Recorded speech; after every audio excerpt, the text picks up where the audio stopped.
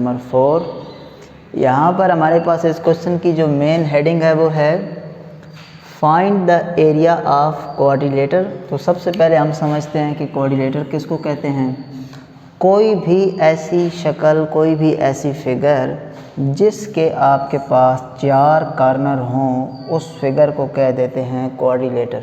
ठीक है जी, ये 4 कोनों वाली, ये 4 कॉर्नर वाले, ये 4 वर्टिसेस वाली फिगर है, तो इसको हम कहेंगे ये क्वाड्रिलेटर है। इसको भी आप एक क्वाड्रिलेटर कह सकते हैं, इसको भी आप एक क्वाड्रिलेटर कह सकते हैं। यानी कि सिंपल, जिस भी फिगर के आपके पास 4 कोने हों उसको क्या कह देते हैं, क्वाड्रिलेटर। ठीक है जी।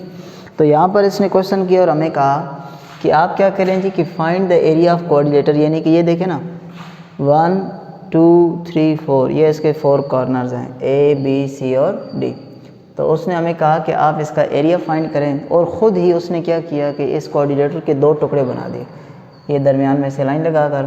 तो अगर आप गौर करें तो इसके इस तरफ आपके पास ये वाली जो है ये एक ट्रायंगल बन गई, और इस लाइन के इस तरफ यहाँ पर आपके पास एक और ट्रायंगल बन गई। ठीक है जी।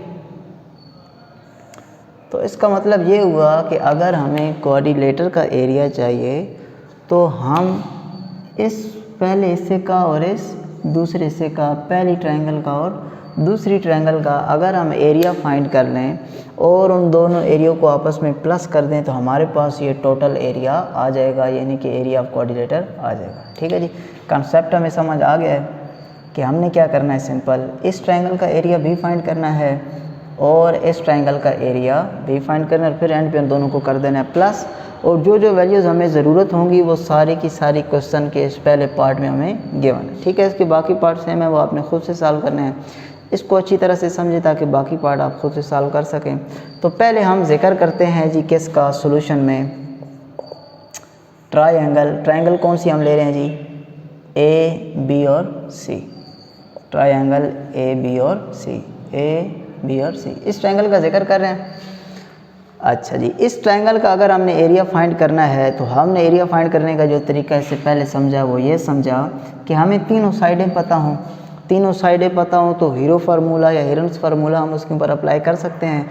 तो इसका मतलब है अगर हम ट्रायंगल ले रहे हैं A B और C, ये वाली ट्रायंगल ले रहे हैं हम, तो फिर हमें इसकी तीनों साइडें पता होनी चाहिए। अब तीनों साइडें कौन सी, A साइड, B साइड और ये वाली E साइड, ये 3 साइडें अगर हमें पता होंगी तो फिर हम इस ट्रायंगल का एरिया फाइंड कर सकेंगे। अगर आप गौर करें तो A की वैल्यू हमें क्वेश्चन में 19 गिवन है, B की वैल्यू 12 गिवन है और E की वैल्यू 23। तो इसकी तीनों साइडें हमें पहले से गिवन हैं, तो हम हीरो फार्मूला अप्लाई कर सकते हैं। लेकिन हीरो फार्मूले में एक S भी यूज़ होता है जिसको हमने सेमी पेरीमीटर कहा था। तो सबसे पहले हम वो फाइंड करते हैं, फाइंडिंग वैल्यू ऑफ S, क्योंकि जब तक ये S की वैल्यू फाइंड नहीं होगी, सेमी पेरीमीटर फाइंड नहीं होगा, हम हीरो फार्मूले में वैल्यूज पुट नहीं कर सकते, क्योंकि हीरो फार्मूले में S की वैल्यू होती है। तो जो हमारे पास S है वो हमारे पास अब 3 साइडों को प्लस करके 2 पे डिवाइड है, और 3 साइडें कौन सी हैं, A साइड, B साइड और E साइड, और इसको डिवाइड करना है हमने 2। ठीक है जी। तो A की वैल्यू थी हमारे पास 19, B की वैल्यू थी हमारे पास 12 और E की वैल्यू थी हमारे पास 23 डिवाइडेड बाय 2। तो इन ज़रा वैल्यूज़ को हम आपस में ऐड करते हैं।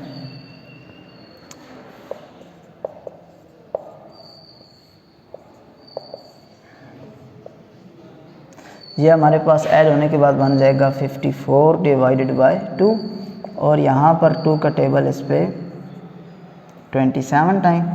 तो S की वैल्यू हमारे पास आ गई है 27।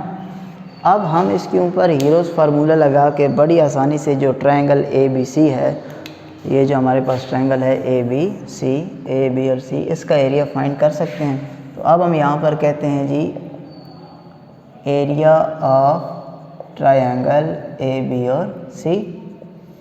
फार्मूला हम यूज़ करेंगे वही जो इससे पहले लेक्चर्स में हमने समझा।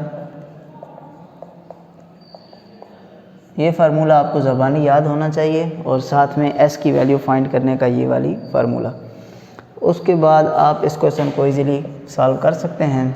S की वैल्यू हमारे पास आ गई है 27 माइनस A की वैल्यू थी हमारे पास 19, 27 माइनस 12 और 27 माइनस यहाँ पर हमने ए बी और सी के बजाय लिखना था ई 23। 27 में से 19 माइनस हो जाए तो 8 रह जाएगा। यहाँ से अगर 12 माइनस हो जाए तो 15 आ जाएगा जी। उसके बाद 27 में से 23 माइनस हो जाए तो यहाँ पे हमारे पास आ जाएगा 4। इन सारी वैल्यूज़ को जब हम आपस में करेंगे मल्टीप्लाई, तो मल्टीप्लाई होने के बाद हमारे पास बन जाएगा 12960। और इसके बाद जब हम लेंगे इसी का स्क्वायर रूट तो हमारे पास आ जाएगा 113.84। तो ये जो हमारे पास वैल्यू आई है, ये जो वैल्यू है ये हमारे पास एरिया ऑफ, ये जिसको अगर 1 का नाम दिया जाए तो ये पहली ट्रायंगल का एरिया आ गया। ये हिस्सा अभी हमने फाइंड कर लिया है। अब हम ये हिस्सा फाइंड करते हैं और इन दोनों वैल्यूज़ को आपस में कर देते हैं ऐड। बिल्कुल सेम इसी प्रोसेस पे अब हम फाइंड करेंगे ये जो दूसरी ट्रायंगल है ए डी सी या ए सी डी, जो भी आप इसको नाम देना चाहें। ठीक है जी। तो अभी ये सवाल ख़त्म नहीं हुआ, ये इसी का हिस्सा है।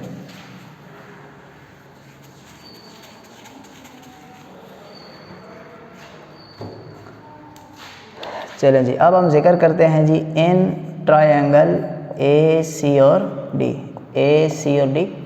तो अब इसकी 3 साइडों का जिक्र होगा, तो इसकी 3 साइडें कौन सी हैं जी, इसको ख़त्म कर देते हैं यहाँ से।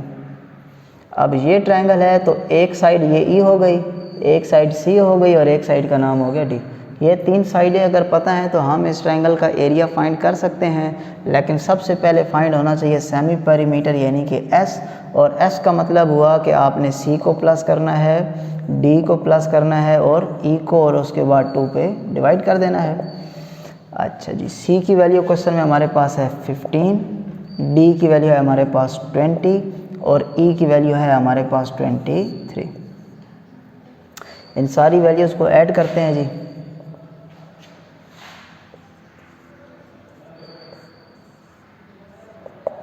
तो ये हमारे पास हो जाएगा 58 डिवाइडेड बाय 2। 2 का टेबल इस पे पहले 2 टाइम जाएगा, और तो ये हमारे पास s की वैल्यू आ गई 29। ठीक हो गया जी। s की वैल्यू फाइंड करने के बाद सेम वही प्रोसेस जो हमने इससे पहले फाइंड किया, area of triangle A C और डी। फार्मूला हम ये यूज़ करेंगे s इंटू एस माइनस ए, एस माइनस, अब जो साइड यूज़ हो रही है हमने वही करनी है। साइड जो हमारे पास है वो ए के बजाय कौन सी साइड यूज़ हुई जी, सी, एस माइनस डी और एस माइनस ई। ठीक है जी, जो साइडें यूज़ हुई हैं ई, सी और डी वही हमने फार्मूले में भी पुट करनी है। तो यहाँ पर s की वैल्यू आ गई 29। 29 माइनस सी का मतलब हो गया 15, 29 माइनस डी का मतलब हो गया 20 और 29 माइनस ई का मतलब हो गया 23। 29 एज इट इज़ आ गया, यहाँ से 14 आ जाएगा, यहाँ से 9 आ जाएगा और यहाँ पे 6 आएगा जी। ठीक है, इससे पहले वाला जो अभी हमने यहाँ पर क्वेश्चन सॉल्व किया था वहाँ पर हमारे पास 29 के बजाय 27 था, तो यहाँ पे 4 आया था, इधर 29 है तो हमारे पास 6 आ गया। चले इन सारी वैल्यूज़ को अब ज़रा हम करते हैं आपस में मल्टीप्लाई। तो मल्टीप्लाई होने के बाद हमारे पास जो वैल्यू आएगी वो आ जाएगी 21924। अब हम ले लेंगे इसी वैल्यू का स्क्वायर रूट। स्क्वायर रूट लेने के बाद हमारे पास आंसर आ जाएगा 148.06। अच्छा जी, ये एरिया हमारे पास आ चुका है इस सेकंड वाली ट्रायंगल का। ठीक है जी, अगर हम इस पूरी फिगर का, इस पूरे कोऑर्डिनेटर का एरिया चाहते हैं तो इस हिस्से को और इस हिस्से को आपस में हमने करना है प्लस। तो हम यहाँ पर लिखते हैं जी एरिया ऑफ कोऑर्डिनेटर। उसका मतलब हो जाएगा कि एरिया ऑफ ट्रायंगल कौन सी थी पहले, A B C plus area of triangle A C और डी। तो जो पिछली हमारे पास ट्रायंगल गुजरी है उसका एरिया हमारे पास आया था 113.84 प्लस इसका एरिया आ गया 148.06। बस अब हमने क्या करना है, सिर्फ इन दो वैल्यूज़ को आपस में ऐड करना है। जैसे ही हम इन दो वैल्यूज़ को ऐड करते जाएंगे तो हमारे पास टोटल एरिया आ जाएगा, और ये जो टोटल एरिया है ये हमारे पास रिप्रेजेंट करेगा क्वाड्रिलेटर के एरिया को।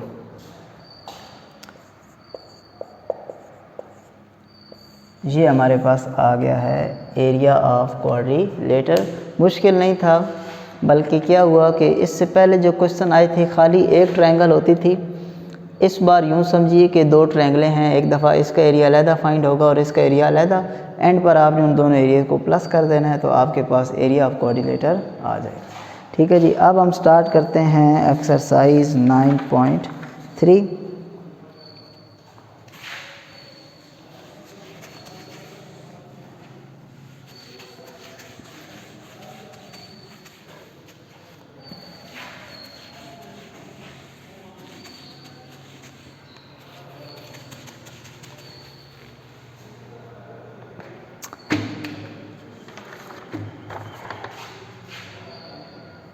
इस एक्सरसाइज में जो हमारे पास सबसे फर्स्ट नंबर पे क्वेश्चन आ रहा है,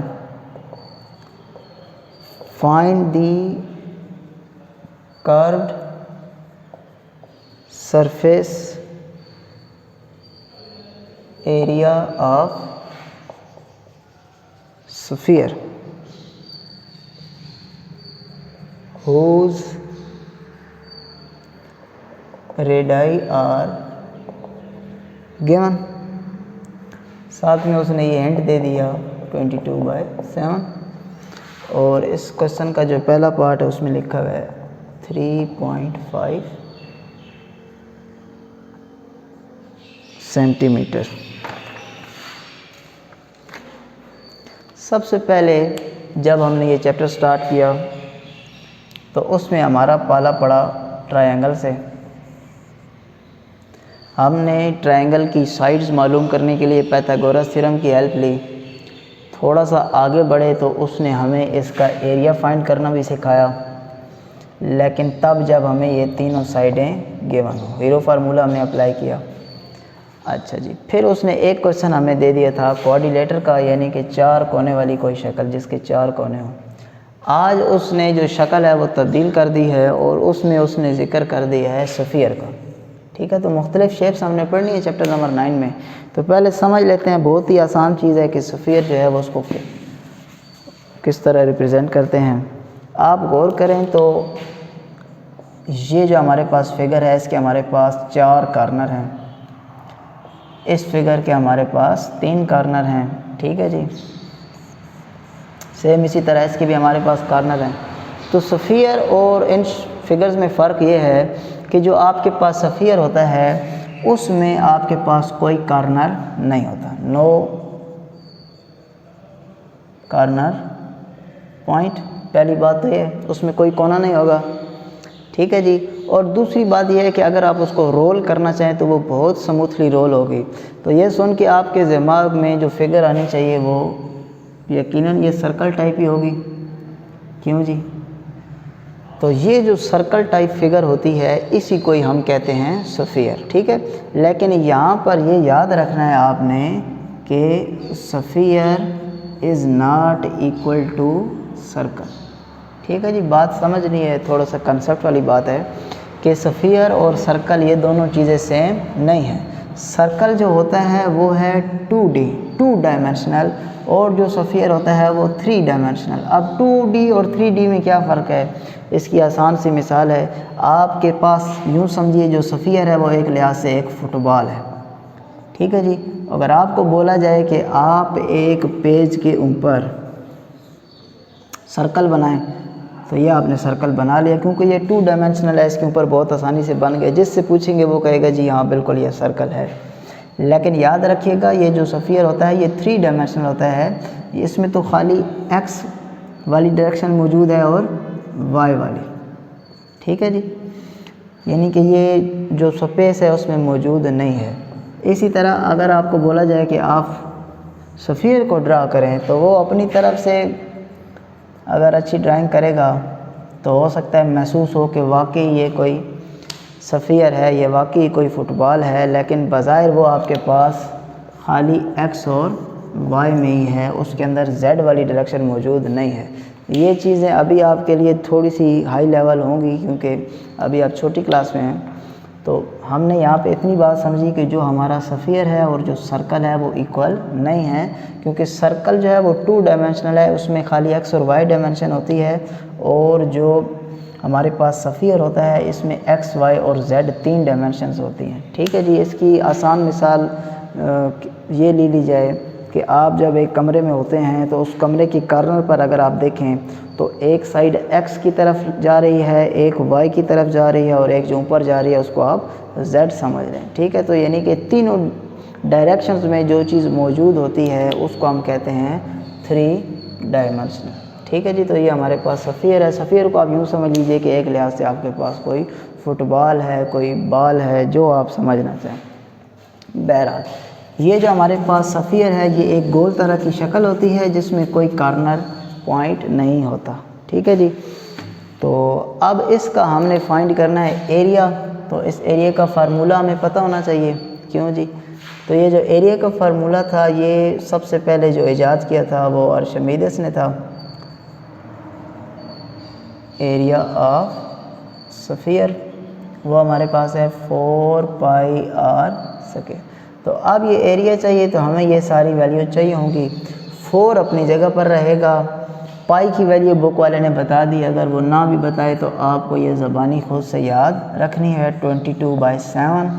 फिर वैल्यू लिखनी है आर की, आर हमारे पास है 3.5 और ऊपर मौजूद है स्क्वायर तो इसका भी हो जाएगा स्क्वायर।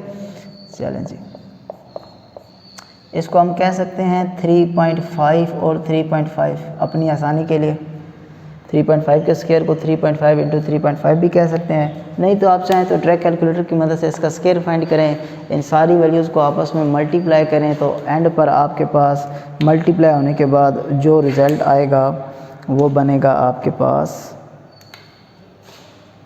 154, ठीक है। आप इनको मैनुअल भी मल्टीप्लाई कर सकते हैं, इसको इससे मल्टीप्लाई करें तो 0.5 आ गया, आगे मल्टीप्लाई करें तो बहरहाल आपके पास जो एंड रिज़ल्ट आना है वो आ जाना है 154। ये इसका पहला पार्ट था। सारे पार्ट सेम है, फ़र्क क्या होगा कि जो आर की वैल्यू है ये चेंज होती रहेगी, यहाँ पर आर की वैल्यू चेंज होती रहेगी और आपका जो रिज़ल्ट है वो भी चेंज होता रहेगा। तो मेन आपने ये बात याद रखनी है 4 पाई आर स्क्वायर, ये हमारे पास फार्मूला होता है एरिया ऑफ सफ़ियर फाइंड करने का, ठीक है जी। अब इसके क्वेश्चन नंबर 1 के तो पार्ट आपने ख़ुद सॉल्व करने हैं। अब इसी का हम एक और पार्ट सॉल्व करते हैं क्वेश्चन नंबर 2 में से, वो भी सेम है, बस आपको एरिया ऑफ सफ़ियर का जो फार्मूला है वो ज़बानी याद होना चाहिए। यहाँ पर आपके पास जो क्वेश्चन की स्टेटमेंट है वहाँ पे लिखा है क्वेश्चन नंबर 2 में, find the radius of sphere if its area is given। तो इसका जो हमारे पास पहला पार्ट है उसमें हमारे पास वैल्यू है 154।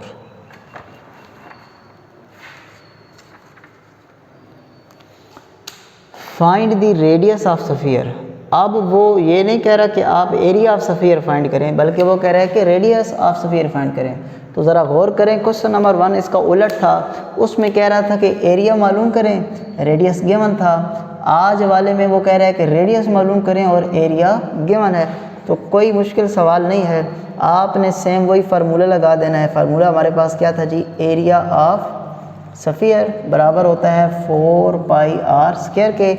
एरिया ऑफ सफ़ियर तो हमें क्वेश्चन में पहले से गिवन है, जिसकी वैल्यू है हमारे पास 154। 4 एज इट इज़। आपको बताया पाई की वैल्यू ज़बानी याद रखनी है 22/7 और r हमें मालूम करना है तो उसको एज इट इज़ ही रहने देते हैं। फिर हमने जिस चीज़ की वैल्यू फाइंड करनी है उसको एक साइड पे होना चाहिए, तो 7 मल्टीप्लाई हो रहा है इक्वल के इधर आके हो जाएगा मल्टीप्लाई। ये दो वैल्यूज़ r से मल्टीप्लाई हो रही हैं, इक्वल के इधर आके हो जाएंगी ये दोनों values divide is equal to r square. ठीक है जी। अब इसके बाद आप इसको ख़ुद से टेबल ले जाकर भी हल कर सकते हैं और कैलकुलेटर की मदद से भी हल कर सकते हैं। 2 का टेबल इस पे जाएगा 2 टाइम, 2 का टेबल पहले इस पे 7 टाइम और फिर इस पे 7 टाइम, फिर 11 का टेबल इस पे 2 टाइम और इस पे जाएगा 7 टाइम। अब 7 को 7 से मल्टीप्लाई करेंगे तो ये हो जाएगा 49 और 2 को 2 से मल्टीप्लाई करेंगे तो 4।